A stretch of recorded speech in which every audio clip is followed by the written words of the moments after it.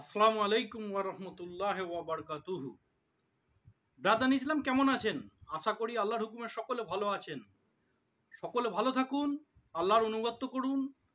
আর যে আমরা মুসলমান ঘরে জন্মগ্রহণ করেছি, আমাদের কর্তব্য কি সেটা অবশ্যই জানকারি গ্রহণ করুন। কোরআনের তরজমার মাধ্যমে আল্লাহ অনেক কিছু বলেছে, সেগুলো জানার অবশ্যই প্রয়োজন। এগুলো জানুন। আর এর আগে আমি 1-3-2024 সূরা আলে ইমরানের 118 থেকে 120 আয়াতের বাংলা তর্জমা শুনেছিলাম, 3টে আয়াতের। ইনশাআল্লাহ আজকে তারপর থেকে শোনাবো। তার আগে আল্লাহর নাম ও সাহায্য নিয়ে নিই। আউযু বিল্লাহি মিনাশ শাইতানির রাজিম। বিসমিল্লাহির রহমানির রহিম। রাব্বি ইশরাহ লি সাদরি ওয়া ইয়াসসির লি আমরি ওয়াহলুল উকদাতাম মিন লিসানি ইয়াফকাহু কওলি ওয়াকুনুদ দিনু কুল্লুহু লিল্লাহ বিসমিল্লাহি মাজরিহা ওয়া মুরসাহা ওয়া তাওয়াক্কালতু আলাল্লাহি কাফি। জাআল হাক্কু ওয়া জাহাকাল বাতিলু ইন্নাল বাতিলা কানা জাহুকা।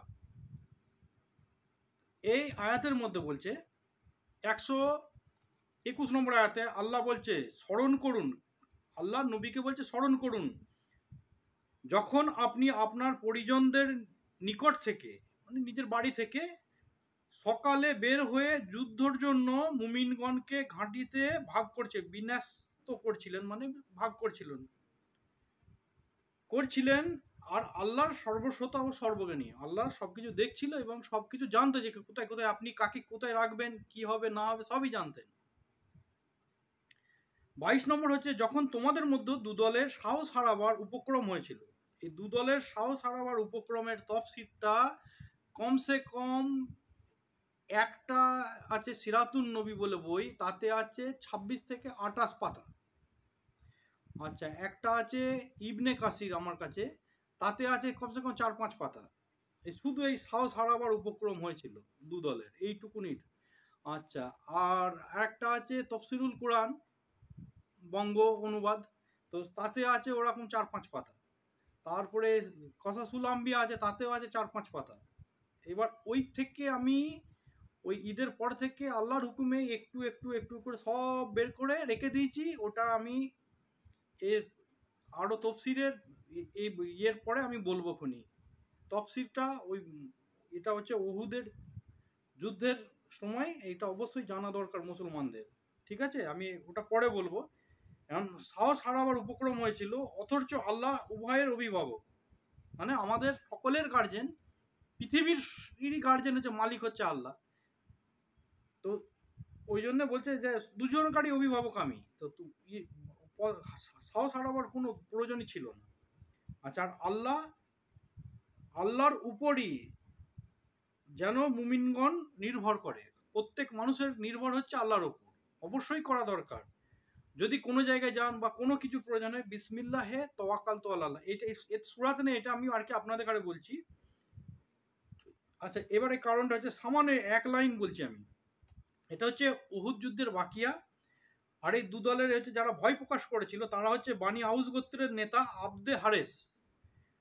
2 নম্বর হচ্ছে যারা ছিল, তারা হচ্ছে খাজরাজ গোত্রের বানি সালমা।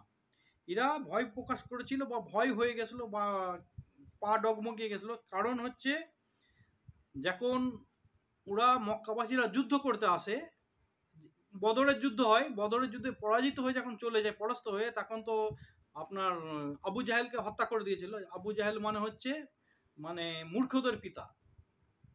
তো তাকে যখন হত্যা করে দিয়েছিল, তার প্রতিশোধ নেওয়ার জন্য তার মানে মক্কাবাসীদের একটা বড় অপমান হয়ে গেছিল, যে আমরা সামনে ছিলাম গর্বের সাথে, যা বলতাম তাই হতো, কিন্তু আমরা 1000 লোক নিয়ে গিয়েও মোহাম্মদকে মারতে পারলাম না, নাউজুবিল্লাহ সাল্লাল্লাহু আলাইহি সাল্লাম। তো কথা হচ্ছে সেই বদলা নেওয়ার জন্য ও প্রচুর পয়সা খরচ করেছে। এবার কত করেছে সেটার অ্যামাউন্টও বলবো আপনাকে। কত স্বর্ণ মুদ্রা খরচা করে, হাতিয়ার বা ট্রেন করে, মানুষ একত্র করে 3000 সেনা নিয়ে এসেছিল এখানে যুদ্ধ করার জন্য, মানে শেষ করার জন্য রাসূলকে, নাউজুবিল্লাহ।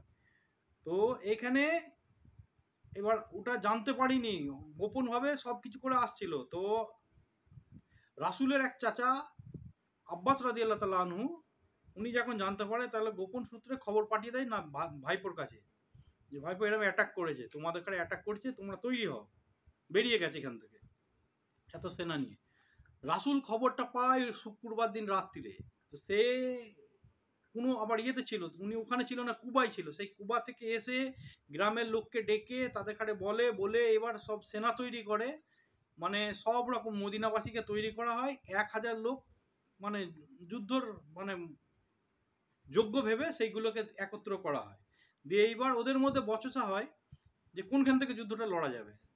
এখন কিছু সাহাবিগুলো যারা বদরি সাহাবি, তারা বলছে যে মদিনার বাইরে গিয়ে লড়াও। রসুলও প্রস্তাব দিল যে মদিনার বাইরে গিয়ে লড়াও, কিন্তু ওদের মধ্যে মানে 700-300 হয়ে গেছে। একজনা সে বলছে যে আমি উবাই ইবনে আবদুল্লাহ তার নাম, সে রাসূলকে ভালোবাসতো কিন্তু মক্কাবাসীকে সাপোর্ট করতো, সমর্থন করতো। সেই ব্যক্তি তখনও মুসলিম হয়নি, হয়তো এরম হতে পারে যে ইহুদি ছিল কিংবা ইসমাইল আলাইহিস সালামের উম্মত ছিল। তো রাসূল সাল্লাল্লাহু আলাইহি সাল্লামের তখনও ধর্ম গ্রহণ করেনি, সে প্রস্তাব দিল যে আমরা এই মদিনা থেকে লড়াই করব। তো রাসূল বলতে লাগলো যে দেখো এখানে লড়াই করলে আমাদের মেয়ে ছেলের উপর হামলা হতে পারে, আমরা লড়াই করব কাকে ধ্যান রাখবো, আমি লড়বো কি বাচ্চাদের বাঁচাবো কি এই করবো কি, এরকম তো ঝামেলা হতে পারে না। বাইরে থেকে লোক আসে কেন, তাদের বাইরেতে অ্যাটাক করবো, মানে গিয়ে ওখানে মোকাবিলা করবো। কিন্তু সে উভয় একই জেদ ধরে আছে যে মদিনা থেকে কেউ জিতে যেতে পারে না। আজ পর্যন্ত মদিনাতে যতবার যুদ্ধ হয়েছে মদিনা থেকে কেউ জিতে যেতে পারেনি, তো এবারেও জিততে পারবে না। অ্যাকচুয়ালি যাতে ওরা জিতে যায় কুরেশরা, সেটা ওর মনে ইয়ে ছিল, যাতে আমার নবীকে মারুক বা ইয়ে হোক, ক্ষতি হোক, সেটাই মনসা ছিল। সেই কারণে উনি মানে একজনাই অমত হয়েছিল, বলছে না এখানে তখন রসুল বলছে যে পশু পাখি আছে, ক্ষেত কল্যাণে আনাজ আছে, বাড়িতে কারো স্টকে আনাজ রয়েছে, বা মেয়ে ছেলে আছে, বৃদ্ধ রয়েছে, সব আগুন ধরাবে কি করবে না করবে তাদের তো ইয়ে মানে কোনো ঠিক ঠিকানা নেই দুশ্মনদের ওপর। তো সেই জন্যে উনি চাইছিল যে বাইরে গিয়ে মানে মদিনার বাইরে গিয়ে উহুদ প্রান্ত থেকে লড়াই করতে।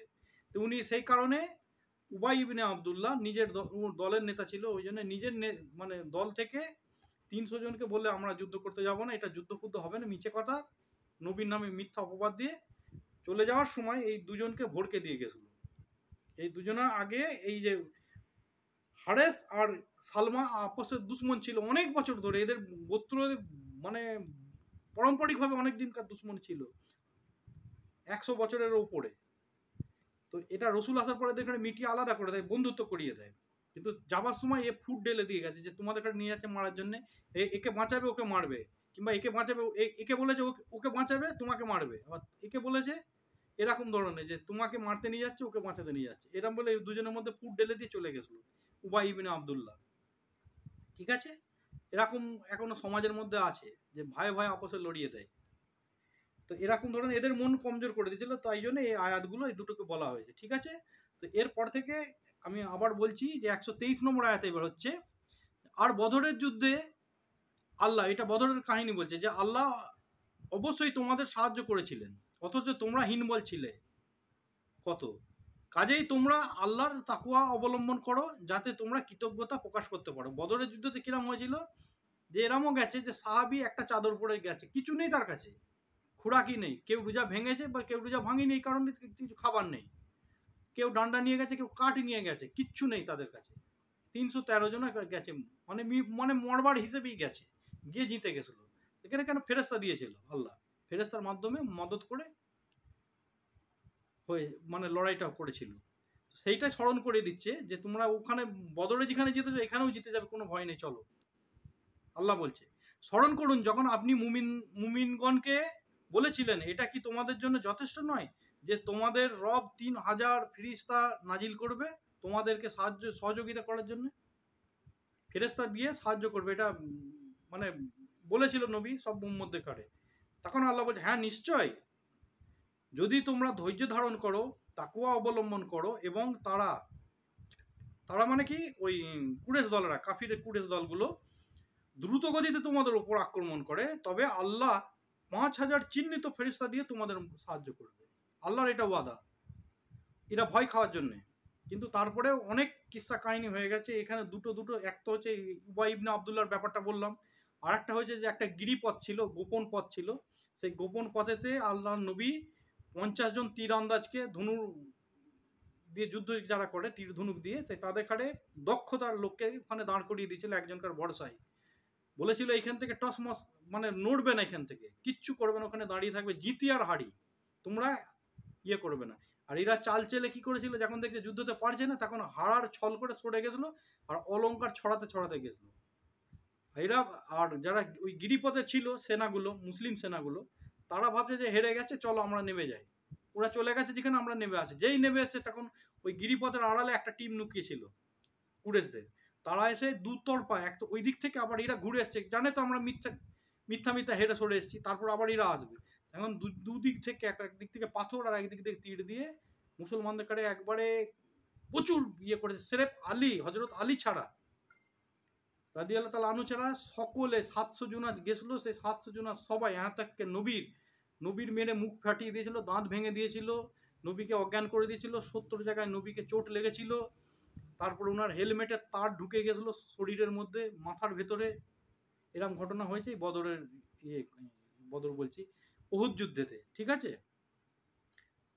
আচ্ছা 126 নম্বরে বলছে, আর এটা তো আল্লাহ তোমাদের জন্য শুধু সুসংবাদ ও তোমাদের আত্মার শান্তি প্রশান্তির জন্য, আত্মার প্রশান্তির জন্য করেছেন, আর সাহায্য তো শুধু পরাক্রান্ত প্রজ্ঞাময় আল্লাহর কাছ থেকেই হয়, আল্লাহর কাছ থেকেই সাহায্য হয়।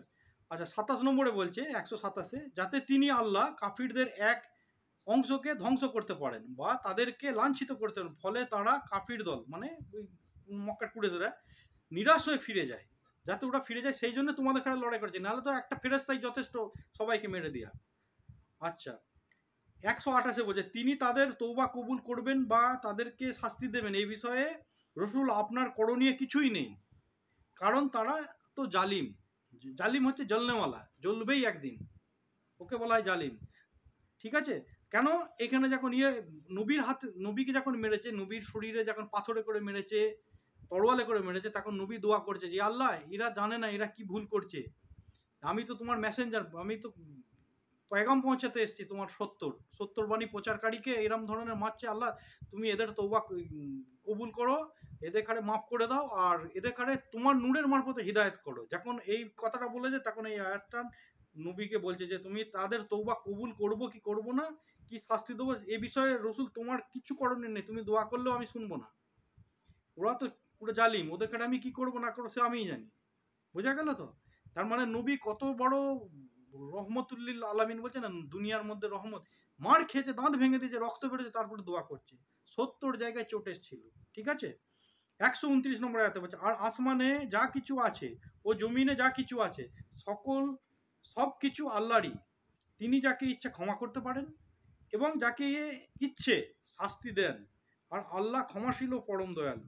এরপরে অবশ্যই অন্য ভিডিও বানাবো। এবার বলছে যে অনেকজনা বলবে যে 5000 ফেরেশতা দিয়ে মদতের বিষয় বলছে, যে আল্লাহ একটা ফেরেশতা দিয়ে লুতের কমকে ধ্বংস করে দিয়েছিল, এখানে 5000 ফেরেশতা আসার কি দরকার, বা এই মানুষগুলোকে নিয়ে গিয়ে মারানোর কি দরকার। এটার কারণ হচ্ছে যে তোমার ইমানের পরীক্ষা হচ্ছে, যে তুমি কতটা ইমানদার, তুমি তোমার নবীকে কতটা ভালোবাসো, তুমি তোমার দিনকে কোরআনকে কতটা ভালোবাসো। সবাই বলে আমি এই মুসলমান, আমি এই, আমি তাই, আমি তাই, যখনই যুদ্ধর ময়দান থেকে সব নাম হবে যখন যুদ্ধের জন্য, তখন সব এদিক ওদিক পালিয়ে যাবে ভয়। বোঝা যাচ্ছে তো, যে এটা যে একদিনে শেষ হয়ে গেছে বা ওইখানেই শেষ হয়ে যাবে দুনিয়া, এরম নয়। যাবজ্জীবন চলার জন্য এই আয়াতগুলোকে দেওয়া আছে, যে এরম হয়েছিল, এটা থেকে এই সবকটা নাও তোমরা মানুষরা। আমাদের উদ্দেশ্যে এই আয়াতগুলোকে লিপিবদ্ধ করে আল্লাহ দুনিয়াতে রেখে দিয়েছে, কিয়ামত আগে পর্যন্ত এগুলো কাজে লাগবে, অবশ্যই লাগবে, অবশ্যই জানা দরকার। আর যাতে কাফেরদের কারে মানে তোমাদের ওপর একভাবে অত্যাচার করছে, তোমাদের কারে আমি দাঁড় করানোর জন্য দুনিয়ার মধ্যে, ওদের কারে ভয় খাওয়ানোর জন্য তোমাদের পেছনে আমি ফেরেশতা লাগিয়ে দেব। ফেরেশতা লাগিয়ে কি করে, আমি একটা মানুষ, আমি যদি কাউকে 10 মিনিট কারোর সঙ্গে লড়াই করি বা দৌড়ই বা কিছুই করি না কেন, একটা মানুষ 10 থেকে 15 মিনিটের মধ্যে ক্লান্ত হয়ে যাবে। যাতে ও ক্লান্ত না হয়, ওর শরীরকে মেরামত করার জন্যে ফেরেশতা পাঠিয়ে দেয়, যাতে মানুষ ওই তো লড়াই করেছে একবারে লম্বা, ক্লান্ত হয়নি মুসলিমরা, এইখানে হেরে গেছে। এই বিষয়ে অনেক কিছু আছে, সেটা আমি ওই তফসিরের মাধ্যমে জানাবো। এই কারণে ফেরেশতা দিয়ে মদত করে, ওদের কারে ভয় দেখানোর জন্য ফেরেশতা থেকে মানে এরা মনে করবে দলে ভারী আছে, আমরা পারবো না, ভয় ভীতি হয় ওদের অন্তরে, সেই কারণে ফেরেশতা দেয়। মানে অনেক সময় সাহাবীদের কারে বাঁচিয়ে নিয়েছে ফেরেশতারা, মারতে পারেনি, যেমন হযরত আলীকে ও এই উহুদ যুদ্ধেতে 4 জনে অ্যাটাক করেছিল, 13 জনা মিলে 4 বার অ্যাটাক করেছিল একসাথে। 13 জনা মিলে একসাথে অ্যাটাক করেছে। আর হযরত আলী রসুলকে বলেছে যে আমি দেখতে পেলাম আমায় যখন সবাই মিলে ঘিরে ধরেছে তখন কেউ আমার বাহু দুটো ধরে উপর দিকে তুলে নিয়েছে, ওদের তরোয়াল ফেল গেছে। আর ইয়ে এই হযরত আলী একাই 13-14 জনকে মেরেছিল ওই উহুদের যুদ্ধেতে, ঠিক আছে। আর একমাত্র উনিই ছিল যে উনার কেউ একটা চুলে স্পর্শ করতে পারেনি, বাকি 700 জনাই ঘায়েল হয়েছিল, 700 জন নবীও ঘায়েল হয়েছিল, ঠিক আছে। এরপরে এর ওই ভিডিও বানাবো, আপনারা ফলো করুন, নিজে শুনুন, অপরকে শোনান, আল্লাহর ওয়াস্তে এগুলো শেয়ার করুন, মানে অপরকে শেয়ার করুন। আল্লাহ হাফিজ। যদি এর মধ্যে কোনো ভুল হয় আল্লাহর ওয়াস্তে মাফ করবেন।